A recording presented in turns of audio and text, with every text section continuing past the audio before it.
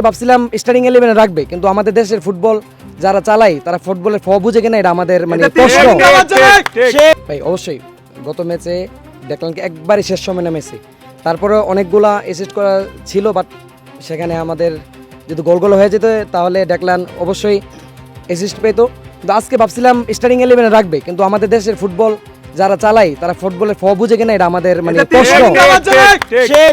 আপনি দেখেন মানে 70 মিনিটের পর এই যে ডেকলানকে মাঠে নামাইছে, 70 মিনিটের আগের খেলাটা আর 70 মিনিটের পরের খেলাটা অনেক ডিফারেন্স।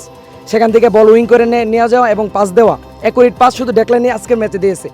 এর মধ্যে যারা আমাদের টিমে ছিল বাংলাদেশের ছেলেরা ভালো খেলছে, বাট অ্যাকুরেট যে পাস মনে করেন বল নিয়ে যাচ্ছে একা একা, বাট মানে অ্যাকুরেট বা ডেলিভারি করতে পারতেছে না। তো ডেকলানের ক্ষেত্রে যখন সে অ্যাকুরেট ডেলিভারি করতেছে তখনই খেলার ধরন চেঞ্জ হয়ে গেছে, আমাদের বল পজিশন বেড়ে গেছে, আমরা বারবার কাউন্টার অ্যাটাক করতেছি। এটাই মানে ডেকলানকে আরও আগে নামালে হয়তো টাইব্রেকারে ম্যাচটা যেত না, এর আগে আমরা ম্যাচটা একটা রেজাল্ট পেয়ে যেতাম। ভাই আসলে ভারতের বিপক্ষে যখন আমরা জিতি আর 12 জন হারে, এখানে আপনার একটা শত্রুতা আর দ্বিতীয়ত উত্তেজনা একটা আছে না, ওই উত্তেজনাটা মানে ভারতের দিক দিয়ে মানে প্রচুর কাজ করে। দেখেন আমরা এই যে এখানে যারা আছি কেউ মানে এই আশেপাশে না, অনেক দূর থেকে আসছি, সোনিয়াকড়া, ব্রাহ্মণবাড়িয়া, এই আপনার নারায়ণগঞ্জ, মানে শুধু ভারতের সাথে খেলা হওয়ার কারণে। আর ভারতের সাথে খেলা হলে হোক ক্রিকেট বা ফুটবল, আর যেহেতু আমরা ফুটবল সবসময় ফলো করি সেই ক্ষেত্রে তো মানে কোনো কথাই নাই।